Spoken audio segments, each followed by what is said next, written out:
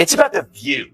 It's like, it's become like a medical hospital that displays human misfailure. Like, it's like here, let's look at this political oddity. It's like, it really is like the left-wing equivalent of a carnival sideshow, except instead of bearded ladies and fat clowns and two-headed cows. Well, let me rephrase that. Misogyny and sexism. Sure. All that. And the price of butter. Sunny gets the game ball. If it wasn't for her,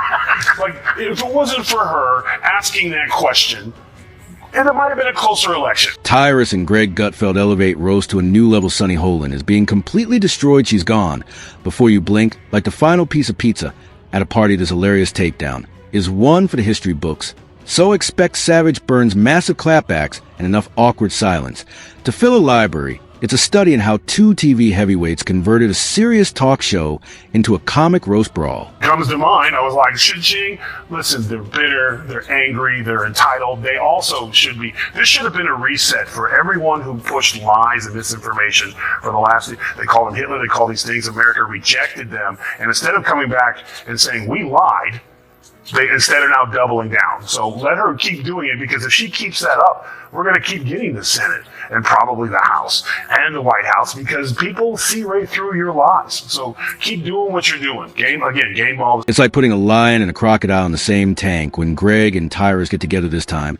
However, the unfortunate gazelle appears to be totally lost in the forest as the lion and crocodile take over. Tyrus and Greg Gutfeld are back together.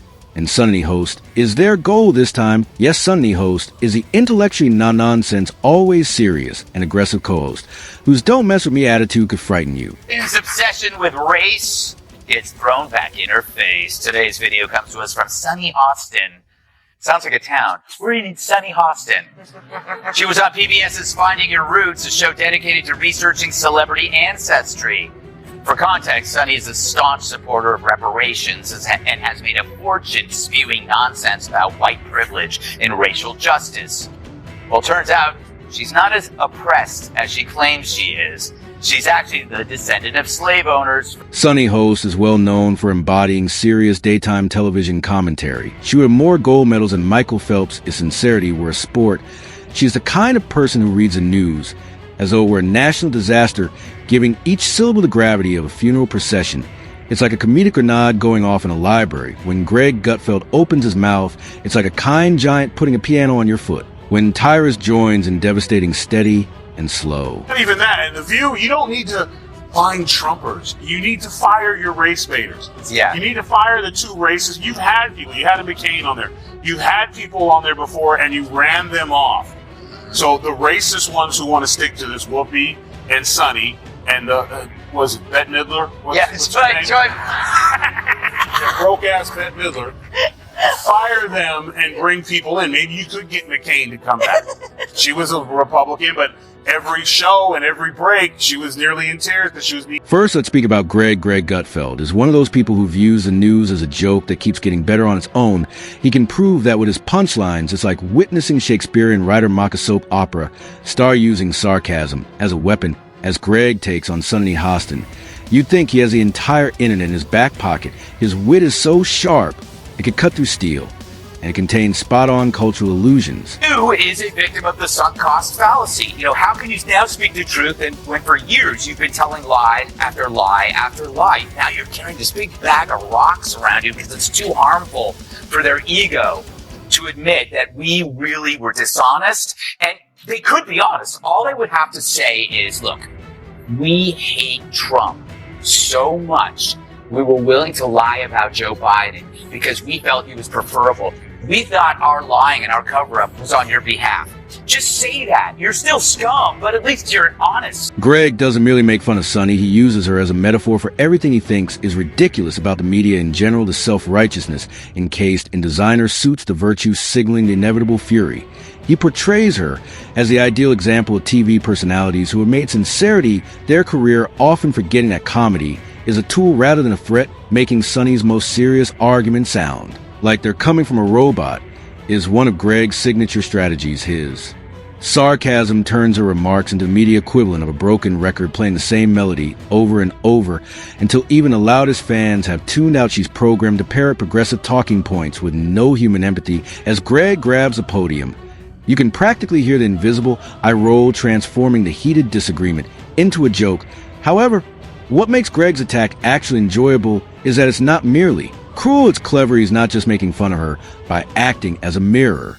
He exposes the entire genre of political commentary in the daytime as occasionally more soap opera than journalism, and Tyrus comes next. Tyrus and Greg are like night and day, or perhaps more accurately, a feather duster and a sledgehammer. The problem is that you have to go after the racist people, and if be the CEO goes, you know what, I'm not going to allow a woman on my show, or man, that will go after white America and talk about them like dogs. That doesn't represent our ideals and values for anyone. And get rid of those people, and this will clear up real quick. So do you have to actually look in the mirror and clean up your own backyard and get the racist people out? Because that's who you allowed in. You allowed black, racist on TV who could just go all day and say anything about white people. And I guess lo and behold, they forgot that there's a lot of people at home, white people at home during the day that are not watching your show anymore. So just clean it up. However, the feathered duster strikes more forcefully. In this instance, Tyrus's delivery is straightforward and composed as if he just realized he's about to be hit by a freight train. But isn't even phased. Tyrus is a slow burn letting the silence do half the work, whereas Greg is sardonic and lightning fast deflating the exaggerated. Is the essence of humor, and Sonny Holland is the ideal target. He focuses on the moments when Sonny's arguments get so convoluted that she probably loses her own train of thought, then cuts in with a single deadpan remark, usually something so blunt or obvious that you can't help but laugh. Tyrus doesn't need to yell or snub the microphone. His delivery is the quintessential troll move, calm, quiet, and so casual that the joke hit harder. He seems to be saying, "Hey, you're crazy, but I'm just here to watch." Tyrus's slow burn zingers and sly smirks break Sonny host's high-octane earnestness. The collaboration between Tyrus and Greg is what truly sets this takedown apart. Tyrus's style works because it shows how even the smartest commentators can get tangled in their own complexity and forget that the audience often just wants honesty, clarity, or at least some hilarious chaos. She is shaming descendants of this. Will she continue to do that when she is now one of them, Dana? And it is funny. She's so wrapped up in identity, and she had no idea who she was. Well, now we understand why she always makes Whoopi get the coffee.